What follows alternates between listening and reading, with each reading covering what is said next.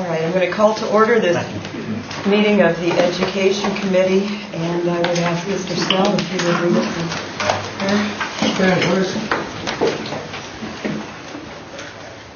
Thank you, Lord. Thank you for this day.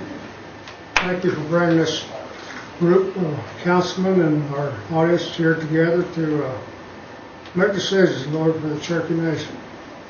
Lord, just give us the power and the will to make good decisions, and let us work as a group, as a council members together, and help us to make good decisions. Lord, just be with us as these meetings process. Thank you very much. Amen.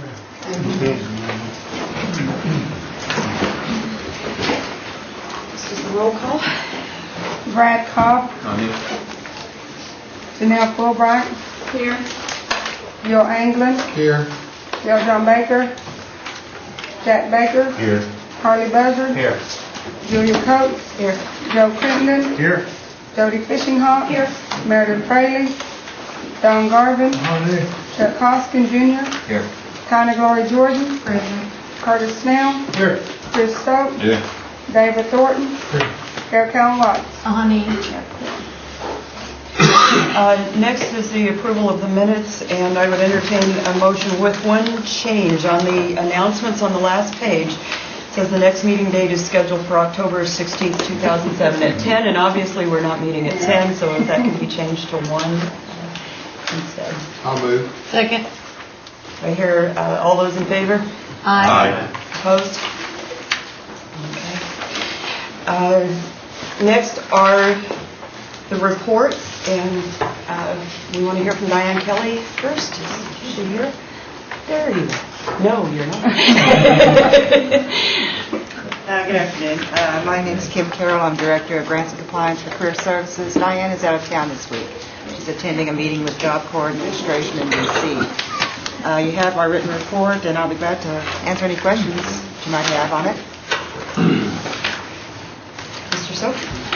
I've got a question. I've got some people in our district that are interested in what opportunity they have if they're attending trade schools that are outside of the nation, say like automotive, pick. What are some of the options that they need to pursue to become eligible for possible funding? The location of the training center isn't that important, but their residence would be considered. They need to talk with Juanita Sanders, who is the director of our vocational programs. We have several different programs that they may qualify for. Do you have a phone number for Ms. Sanders? Oh, I don't with me. You could call our career services line. Thank you. Sure. Anything else? Yes, ma'am. Mr. Nelson?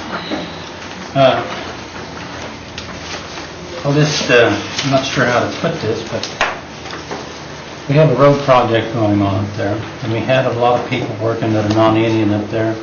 I'd like to know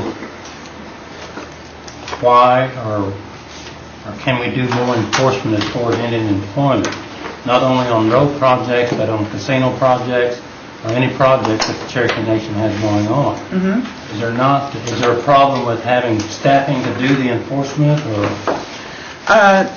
No, our Terrell staff, my understanding is that they have each of those projects covered. I know that they have different individuals. I know they have one individual that does specifically road projects, and they have one assigned to each of the different casinos. I would have to get with Mr. Overaker to see if he's having any problems in that area, but if you know of any specific instances? Yes, on the road project there in Delaware County. In Delaware County? Mm-hmm. Okay. How many enforcement people, or how many inspectors do you have? How many do you have on staff? We have That's my question. 4 currently. 4. And we are advertising for a 5th one as well.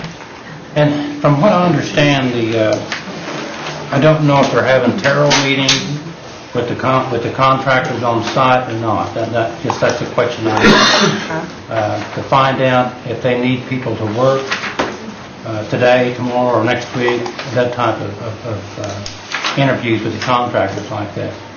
I'd like to see that happen. If they're not having those meetings, they need to set up meetings with those particular contractors and see, because I do want to see more Cherokees working on our projects, the Cherokee Nation projects, and I feel like we ought to have Cherokee Indians working on them.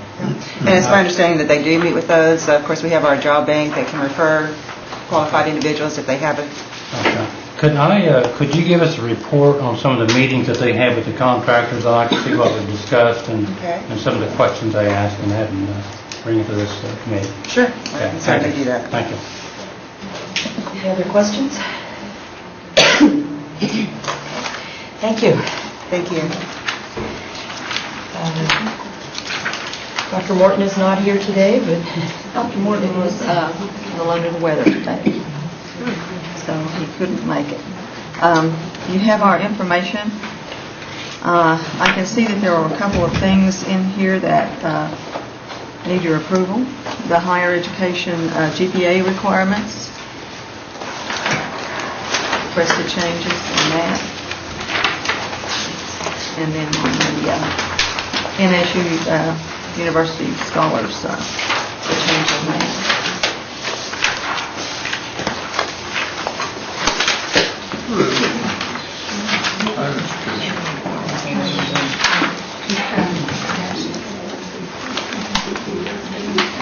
You need a motion? I think for the minutes, that's what I'm trying to, yeah. Which one's it, Nita? on the requested policy change for higher ed. The first one is the GPA requirements. Which one?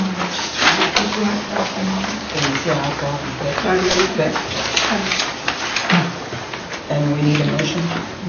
Chairman, I would make that motion to make the requested change on the GPA requirement for the graduate students to be consistent with the undergraduate students, so everything is a 2 point. Second. Isn't that what we've talked about, Ray? Yeah. Any discussion? Yeah, go ahead. You're changing the graduates also 2 point rather than 3? That's what is on this requested change by them on the policy. All programs would have a 2 point cumulative grade point, which would include the graduate students, is that right? It'd be 2 point across the board. They would be able to stay in school, continue to get their scholarship from us, as long as it was a 2 point. Mr. Cohen? I'm on the same page you are as far as, I'm not literally talking page, I said I'm on the same page you are as far as getting some kind of uniform, but maybe some of the attorneys in here may say the same thing. You couldn't graduate from optometry school for 2 point. Oh, you can from law school, though. Well, you can't 2 from points was required. in a graduate degree at a major university either. In any program, a 3 point is as low as you can go and still get a degree. That's my concern. I mean, I am completely in agreement with you on a uniform, not punishing graduate. I understand, but you can't graduate with a 2 point where I went to school. I mean, and no optometry school in the country that I know of, you can't graduate with a 2 point. Well, if they weren't, the other part of this is they remain in good standing. So I guess that would take care of that. Can you define in good standing? Is that Cherokee Nation or is that School. They would continue to receive funding as long as the student remains in good standing with the school.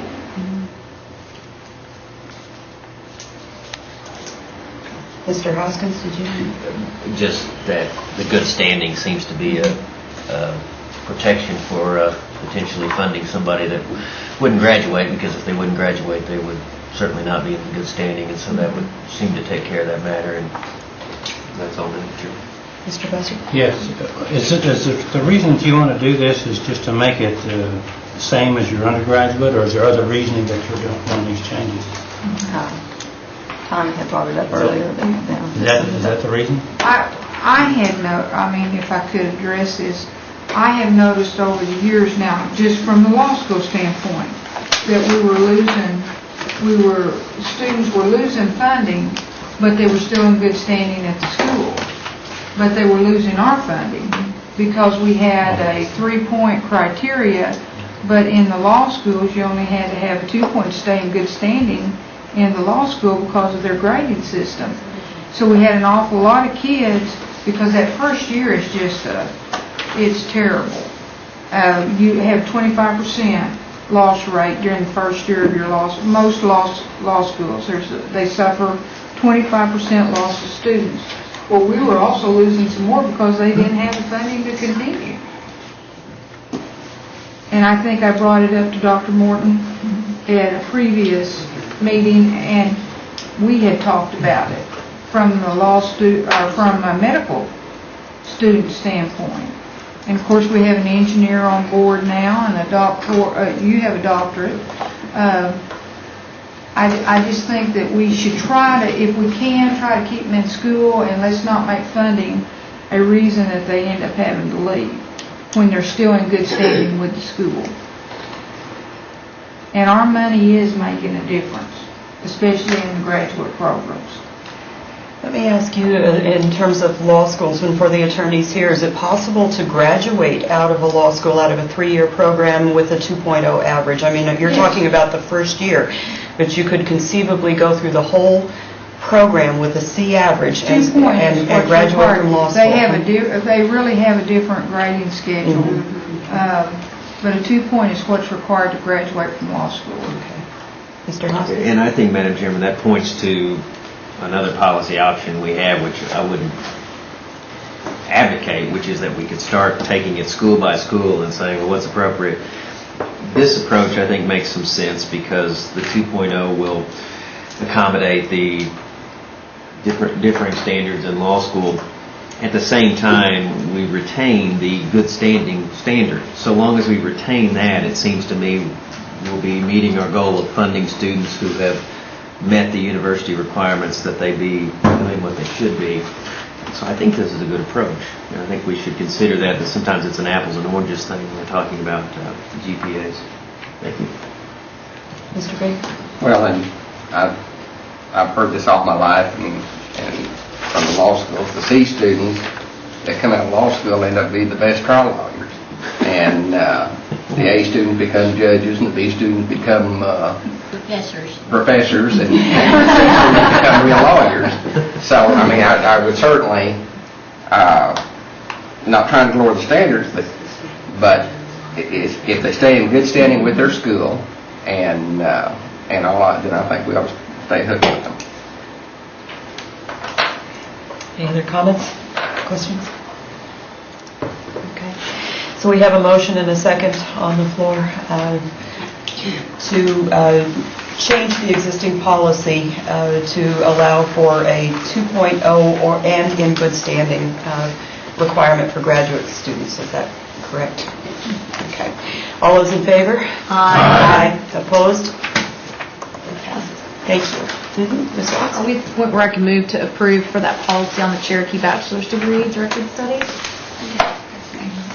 Okay, Is there that would be the that next too? one. I would like to happily move to approve this because I think it's extremely necessary. Is there a second? Second.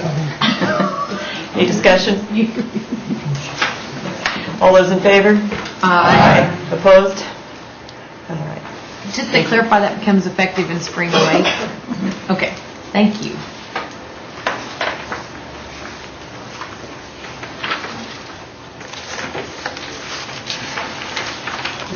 Thank you. I have a question on this higher ed dropout graduation. You have like about 3 or 4 sheets here, or 5, for now, several pages.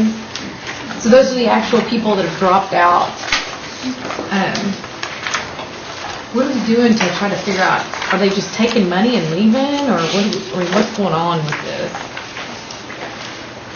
That's a lot of money.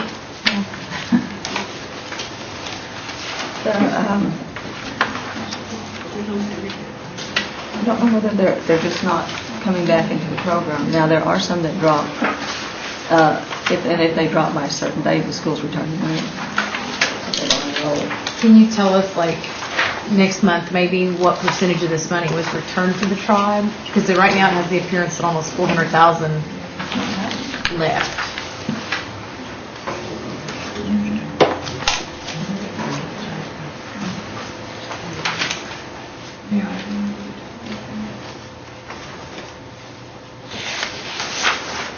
most out-of-district at-large people have a problem though.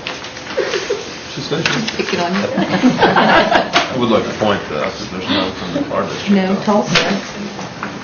You got about 26. I don't live in Tulsa. And I have some information on the grants that we made, the ones that were funded this fall. Would you all like to have? I would.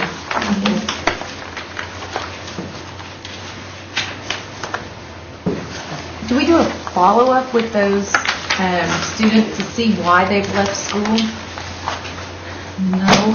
This was another thing. Is that something within reason to request?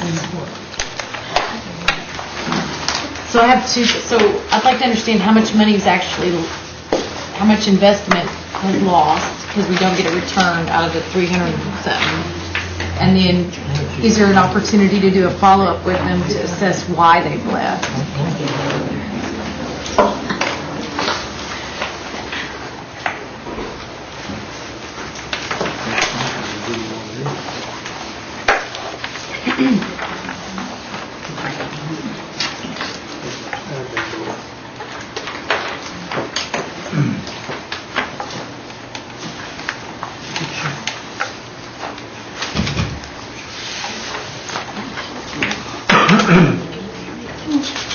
Is there, no? Okay. Mr. Hoskins? I just wanted to clarify on the same information Councilor Calvin Watts is talking about. Those are all dropouts, meaning they dropped out of school. None of them are dropping out of the program because they've completed the program. Is that correct? We're not, on the, like the seniors and the juniors, we're not sure if they received an associate's and didn't come back. And on the graduates, not sure if they received their bachelor's degree, and didn't come back because they graduated. We're not sure on the difference in those. And then I just want to echo what Councilor Calvin Watts says. I mean, it seems to me if we have the staffing and the ability to do it, we might conduct exit interviews with all recipients, particularly the ones that drop out. And maybe secondarily the ones that completed, just to maybe gather some data on that. But it seems like we ought to seize the moment to do that if we have the staffing to do it. Thank you for that. Mr. Cobb? Just again to reiterate what Councilor Calvin Watts said is, I would like to see. I don't know what kind of paperwork's involved in this, but here's a student. There was lines. I can't tell if this looks like a freshman non-Pell, went to Dartmouth. And I would consider just saying, well, they dropped out of Dartmouth. I'd like to know, was there something that, I'd just like to know. Was it a social issue? Was it homesick? Was it something that could have been done? I mean, I know we're not paying any more than we are of any, somebody made a decision to go to Dartmouth, and I mean, I'd just like to, instead of just becoming a statistic, is there something we could have done? Is it from a follow-up standpoint? Thank you. Mr. Garvin? A few years ago, 3 or 4, we decided we'd have 2 scholarships in town, and Cherokee scholarship. And I noticed they don't use Cherokee here. I'd like to insist that our scholarships be by their name, and it's Pell and Cherokee, those 2. So where you see non-Pell, it should say Cherokee. Is that a motion? You need a motion? I'll make that motion. We did that about 3 years ago. But, I guess So we just need to be in compliance with what is already, ask education to be in compliance and with what has already been passed, essentially. Okay. In terms of the nomenclature that's used, yeah. Thank you. Other questions? Ms. Fulbright? We need a clarification. We were all discussing this and no one really seemed to know. The people who are Pell eligible, do they receive their Pell grant plus $1,000 from us, or do they receive their Pell grant and enough adequate to make it be $1,000? They receive $1,000 from us. All right. It was changed last year. They receive $1,000 from us that first semester. That second semester, is going to depend on how many hours they earn. I understand that, but previously, in the past, Pell students at one time were getting whatever they were Pell eligible for, plus enough from us to make it on up to be $1,000. Sometimes it would be $350, sometimes $250. And my point was that I told some other counselors that now they receive their Pell plus $1,000, and they said, no, that's not right. And I just want to clarify, they do. It was raised last year. But non-Pell has remained the same. The Cherokee scholarship is $1,000, just like it was at the beginning 9 years ago. Thank you. For the record. Just kind of a follow-up to Counselor Cobb's request. I noticed, like, here's a non-Pell senior from Baylor University that apparently has dropped out. Could we maybe follow up and see if there's something that, a senior, maybe only lacking less than 30 hours? Well, they might graduate, right? They graduated. But it would be good if we could have them follow up to check to see if that's what has happened. And if they didn't graduate, maybe there's something we can do to get them to go back. I mean, that's an awful lot of money invested in that child, and they're now a senior. If they didn't graduate, we need to find out what the reasoning was.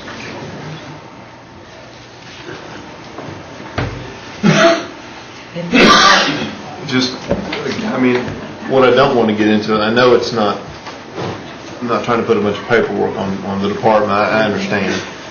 But I guess my question is there is currently somebody, when you get that statistic, and obviously you have the paperwork, you know who that student is, does anybody ever call and just say, look, we're just checking to see,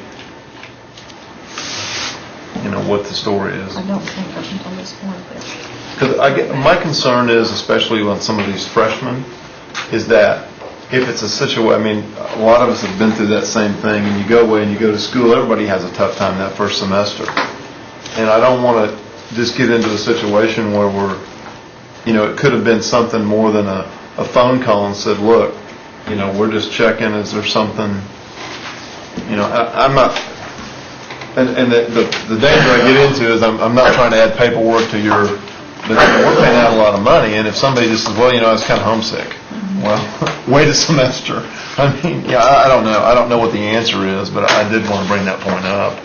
I don't know if there's a contact, if we're currently doing something like that, or that's something maybe we just need to look at and just saying, hey, check on this. I don't want to leave this committee meeting and say, hey, check on this. Maybe that's something we need to sit down and just see if there's a point person that can, because I don't want, spend a lot of money, and I think some of these, thank you. Do you know if we have any relationships with, in universities where such a thing exists, where there's an American Indian Student Services or a Native American Studies program or something like that? Does the Cherokee Nation have any relationship with them in terms of retention, cooperative retention kind of projects or anything like that? Not that I know of. Because it's a huge concern in every university, is just retention of Native students is extremely problematic. At University of New Mexico, it was somewhere like 80% would drop out within the first 2 years. And it just seems if there was some sort of cooperative effort between our education department and places where they have those kinds of programs for Indian students specifically, that I know I've spoken to the gentleman at OU who's with the Native American program there. Mm-hmm. And we're getting ready to add some staff, and one of those persons is going to be a college co-op person that's going to do some work with the colleges. Mm-hmm. Maybe we can get them to do some of this. Okay. So to put this together in kind of a comprehensive way. I'd like Madam Chair. No. I would just like for you to consider on some of this new staffing that, nothing more than something going through this list and just saying, hey, this is who I am. I'm from the Cherokee Nation Education Department. Just following up, I see that you are no longer, is there a problem? I'd just like to know. And to go through this, this is less than a couple of weeks of phone calls. I would like to at least have you consider having somebody, I'd just like to know. Thank you. Other questions? Our higher ed staff has been going out to the college fairs. They went to Podo and Sallisaw in September, Tulsa Library last Saturday, went to Fort Gibson yesterday. And they'll be going to Connor's Warner campus on Monday and Telephone High School on Tuesday. So we're getting a lot of requests to come out right now for the schools. And there will be an ACES meeting at 5 o'clock today at the place where we play at the gym for the sponsors for the trip that they're going to the science fair. Are there any other questions? I have a request. I don't know if you'll be able to, or have the things to do it with or not, but I'd like to see if it could be possible to be done, to see how much nationally and in the state tuition has increased in the last 9 years and how much books has increased in the last 9 years. Because our scholarship is staying the same. And I know books has gone up tremendously in the last 9 years. And tuition quite a bit. You think you could do that? Get us some figures like it's 35% or... Okay. I mean, I can do it for just like Northeastern or Carl Albert myself, but I would like for it to be as done as a state and as the national. Okay. Mr. Carl, thank you. Just along those lines, what I'd like to see, if this is going where I think it's going, ultimately scholarship amounts, what I'd like to see is I'd like to see NSU, OU, OSU, I'm not going to include Tulsa because it's private, but I'd like to see NSU, OU, and OSU, and I would like to know the average incoming freshman room and board, books, and tuition. I'd just like to know what we're looking at because I know it's gone up dramatically in the last few years. Just those three universities, please. Thank you. I just have one other comment. Thank you for being timely about your whole department. I've sent 3 or 4 things to y'all, and y'all been real timely about getting back with me. I appreciate that. Thank you. Are you going to want separate reports from the staff that are on the agenda? For these others? Yes.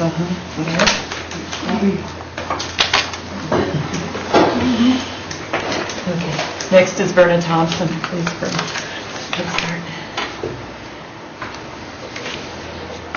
Good afternoon. I'd be happy to field any questions that you have from the report that was given. Basically, it says that we are waiting for the call from our funding agency for our triennial review. We got invited to a webcast a couple of weeks ago, and the grantees that were invited to that, it's kind of an understanding that we might be on the first quarter review list, which is October, November, and December. And so that's all we're doing right now is focusing on that. And in preparation, it takes a lot of work on the playgrounds because they do come in. If you'll recall, last time we came, they interviewed Councilman Hoskin about the tribal council's role with Head Start. And basically, it's just, do I report to you? Do you get reports from Head Start and so on? And it's mostly the really detailed stuff in regard to health and safety, screenings, credentials, training, all that. But I'd also like to invite you all, with kind of tradition by now, that we host you all in November. If you are receptive to coming up, we provide a Thanksgiving dinner, and it's our opportunity to say thank you for all of your hard work for us. And I'll be happy to answer any questions. Mr. Garvin? Madam Chair, I make a motion, we take her up on this. Second. By acclamation.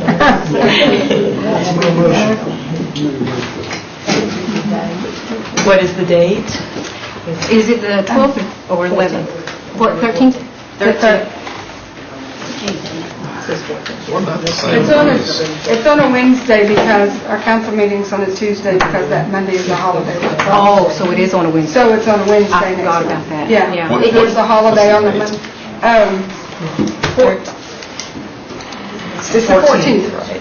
And the next day, you got the one at Hastings, so see, you Yeah. just eat food on. And normally normally we have all the meetings up there that day. They're all held at home. So we want to bring it over. Everybody knows where it is? No. Okay, up there behind the ball fields is the circle of houses where we have a sign out front that it's the Head Start admin office. And it'll be in the conference room there. And you'll start your meetings at what time that morning? 9 o'clock. Through, We have 9 and 10 and then we have 1. okay. All right. Well, we'll, you want to just plan on having lunch there at 11:30? Is that about what time you all broke today? 10:30 today. Why? We got to do it 10:30 today. Okay. Well, it'll be ready about 11:30. You're welcome. Any other questions? I just needed to know, how many kids, Verna, do you have in the Head Start program? 680 in Head Start and 162 in Early Head Start. And that includes contracts with 16 public schools. Okay, thank you. Dr. Shelley Butler Allen, not present. She's with the language bowl there. Oh, okay. And Gina Stanley is next.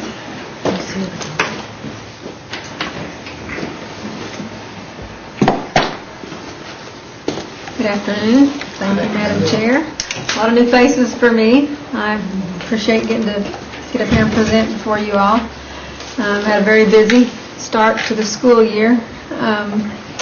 We received our official accreditation, which is accreditation with no deficiencies for this, based on last year's audit. We have 3 positions that are open, an English teacher, who we actually do have a certified volunteer that's in that position, a secretary position open, and our principal position open, which we received panels for each of those today. So we're going to continue the process on that as far as doing our interviews. We're in the process of revising curriculum throughout the school to make sure everybody's in line with an updated curriculum, especially those areas where we've received new textbooks and those types of things. We have some construction projects that are ongoing. We're still in the planning and design phase of those, which include the library expansion that I've discussed with you earlier. But for those of you that are new, we are expanding our library, which will displace 2 classrooms. Those displaced classrooms will be replaced with a standalone building, which is going to be our technology center, basically, which will house actually 3 classrooms, because I did request a space analysis. When they came out and did the space analysis, we were short 1 classroom, so they have to replace the 2 that they displaced, as well as replace the 1 that the space analysis showed that we needed. We hosted a BIA training. They asked us to do that. We did that, which was focusing on transportation and residential. And then also a NACIS training, which is our administrative software that we're required to use by the BIA. The training went very well. The training required internet access, and we had purchased last year a mobile cart, which allowed us to access, if a classroom, say English 4, was doing research papers, they could pull the mobile cart in and have access to the internet, and the kids be able to use that and research without having to go down to the library. We got a semi-official count on what our scholarships were last year. When we have our expansion, it's not going to be as big of an issue because we will have a complete lab in our library. But right now, it's also housing a class with a couple of classes. But we did receive over close to $750,000 in scholarships, which our goal is to double that for this next school year. I have requested a bid on 321 computers, which will actually take care of replacing all the computers in every classroom, as well as putting computers in the dormitories, in every room of the dormitory. So that's one of the things that we've requested. We're in the process and have received, finished up the budget on an additional funding request that we had for special ed Part B, which allows $400,000, and received a security funding in the amount of $175,000. So we're in the process of developing our plans for that. We have a couple of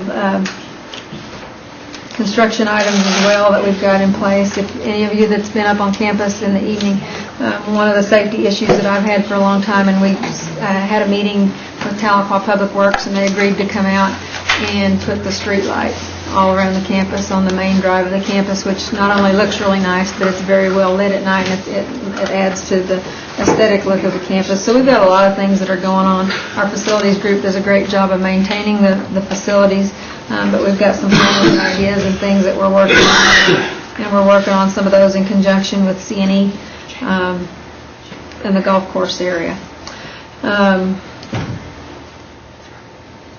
We have some students that have done extremely well. Rayleigh Conrad is visiting Dartmouth, and she was asked to come up there. That's the school that she chooses to go to, so it's an opportunity for her to get up there and look at it. Ms. Cowan knows a little bit more about that program that she's on. Can you tell me just a little bit about it? Well, there's only, I think they got several hundred applications, and only about 35 or 36 people are even selected. So it's very prestigious, and we actually have a Cherokee Nation citizen who's an ACES friend of mine that is up there and has saw the news release and has offered to help her. He's a great guy. So he's in business school up there, but it's really, really prestigious what she's getting to do. And I'm just amazed at the contacts that you have, because I get stuff a lot from people that know you. And that's another thing that we're working on. We're trying to get the Robotics First program there. We had a lot of success with our summer program, which the council funded, on the robotics program, which kind of has generated a lot of interest with our students. So we're hoping to get that moving. We also have initiated the Boys and Girls Club in our after-school program, which is working well. And I am in the process of, I've been working with Gloria on the immersion group, since they fall under us now, to get those grades accredited. So we're in the process of putting that all in place and getting that in line with the goal of having that accredited by next August with the next school year. We also have Angel Goodrich, who committed to KU. So we have our first female Division I athlete. So that's an exciting. She's also going to be featured. I think she's going to be on the cover of the Tip-Off magazine. So she is, and they're also going to be doing a big story about our team and the success of our team. Nathan Stanley was selected, so we also have our first All-American. He'll be playing in the Offense-Defense All-American Bowl in January. Who's his mother? I know that kid pretty well. He's a pretty good kid. If you saw him on the television this morning on Channel 8, I apologize for the gum chewing while I did the interview. I went in there and kicked his bed and said, "What were you doing, chewing gum?" My gosh. But that's exciting for us, our first All-American athlete, so that's a good thing. He's also hadn't made his commitment yet, but he'll be another recipient of a Division I scholarship, so we're excited about that. Number 1 recruit in the state, number 19 in the nation, so that's a big deal. And also we're the Channel 8 Cool School of the Week, which is why he was interviewed this morning. We had a student on Monday, and we'll have one each day this week. And then they'll be broadcasting their sports program from our game on Thursday night. So it's going to be a busy week. Is there any questions that I can answer? Ms. Jordan? Can you give us a timetable on the computers? You said you had bid out was seeking a proposal, I think, on the 321 computers. Do you have a timetable when that might come back in? I wish I did. I know that the last time that we submitted a request, and I can double check with Todd, and I'll get back to Dr. Morton and let him relay that information to you. But one of the last bids that we did took several weeks just to get the bid back. And then once we got the bid back and went through that process, we were looking at a couple of months. So it's so important that we give these kids every technological advantage. I agree. right now, I know I've asked Dr. Morton about the computers at Sequoia School, and right now we have 170-some students in the dorms. We have 2 computers in each dorm for the kids' use. That's just, in my way of thinking, simply unacceptable when we have this caliber of children on our campus, that we only are offering them 2 common computers to use. And those I are know common y'all are computers. aware of the situation, and I commend you because y'all got right on it. I just hope that we can get these computers, have each room is equipped, by the way, at each dorm room is equipped for computers. We just got to get them and get them in there for the students. Let me give you just a little bit of background on that. There was a technology grant that came available, and it's been about 8 years ago now, and we were the first recipients of that literacy challenge grant that was put out there. Because we were one of the first recipients, we have not qualified for technology, but we did have the foresight at that time to make sure that all of the rooms were wired and equipped when we put the infrastructure together for the actual technology plan that we had 2 weeks to put together in a grant at the same time. So we did a good job at the time of getting that out there and being one of the first schools to have that. The problem is there's not a line item budget for technology with our BIA funding. So what we've got now, we do have some checkout and students can check out laptop computers that different programs have been able to purchase in the past. So we have a few additional kids that have access to it. And we have our librarian that stays after school so that those kids do have access in the library after school too. But the unfortunate part is when those people have to go home for dinner that, the kids do leave. So that's something that we are working on. Maybe next month you put it. Go ahead, sorry. Sure, well, I'll give you an update. I'll be happy to. Thank And you. I'll keep gigging Todd in the ribs. Thank you very much. Any questions? Okay. Thank you. Thank you. There he is, Andy.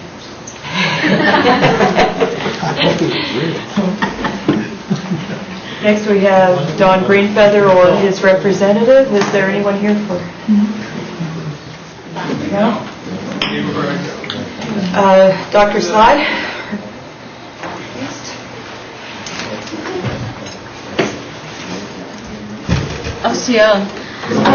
You'll have my written report, and I will be glad to answer any questions on that. The only other thing that I have for you is I had more detail on the specific cemeteries that we did survey work on this year and are continuing to do with the work. This is a special appropriation from the council, so I wanted you to know about that. But if there's any other questions, I'd be glad to answer them at this time. Any questions?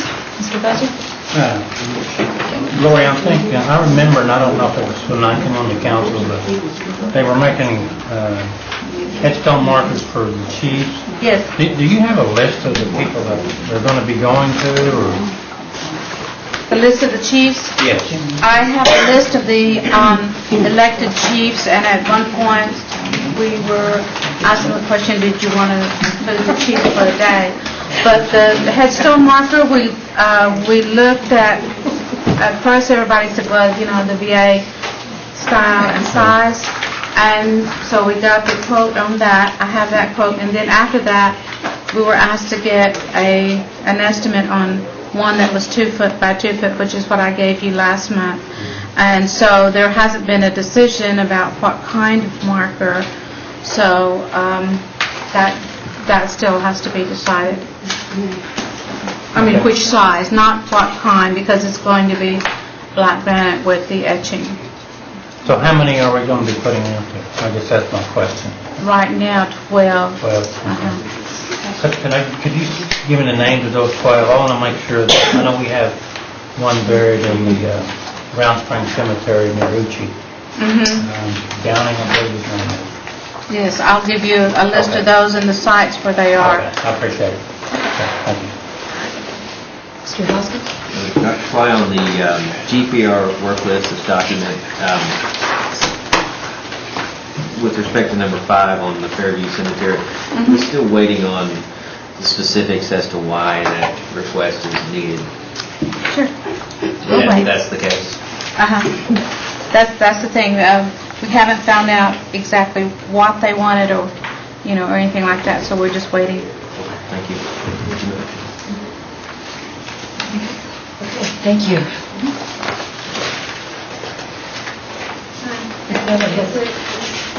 Todd, he caught his breath. He said that they would get the bid back to us by tomorrow and then allow at least a 4-week lead time on actually get, once the order's placed. So about 5 weeks after that, we get the process and go through our.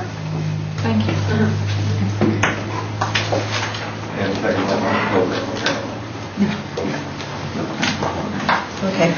Next on the agenda, we have old business, and seeing none, we move on to new business. Ms. Howard? Thank you, Madam Chair. I had intended for the Cherokee Nation Arts and Crafts Act to be on this agenda first, as well as the rules, because I thought it would be appropriate that the language, history, and culture responsible is here. So if the committee would so see it, I'd like to move to amend the agenda to include it here as well for brief discussion, to be sent to rules. There's a second? Second. Any discussion? All in favor? Aye. Opposed? Okay. So this has been amended, but I think you should have seen, it should be included, but maybe it was under rules, so folks haven't looked at it. So I'd like, the body has it in front of them. Some of the folks I know I've been working with, and they've had a chance to look at it. But for purposes of continuing to keep it moving, and I know we have a 2 o'clock meeting, does anybody have any questions about the act? So it's, as an introduction, it has, while you're reading through it, it has a truth in advertising, and that anything for those were like our gift shops and such, that we would no longer sell items that were not by federally recognized tribal citizens if they are labeled as Indian. They have to be a federally recognized tribal citizens. We don't preclude items of non-Indians.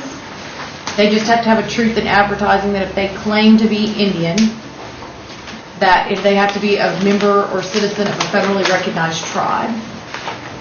And we do not, unlike the Federal Indian Arts and Crafts Act, this act would not allow for state recognized tribes, which we know are an issue for Cherokees, especially because there's a lot of tribes that have created these $20, $25 cards or gotten state recognition. We know there's only 3 groups of governments remaining of the Cherokees, which is us, Eastern Band, and UKB, not all these Alabama Cherokees, Northern Arkansas, and other stuff.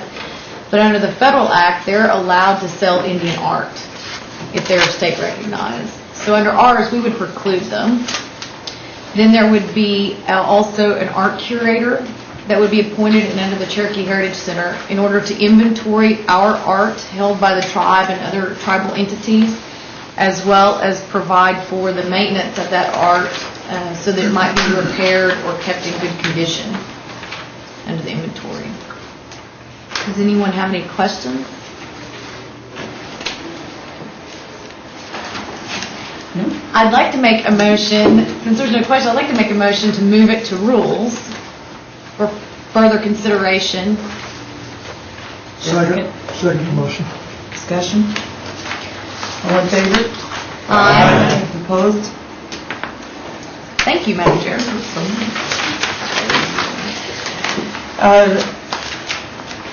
Any announcements this time? The next meeting date is scheduled for November 14th. That is a Wednesday, right? And it will be at Head Start. Okay. Make a motion, we adjourn. Second. All in favor? Aye.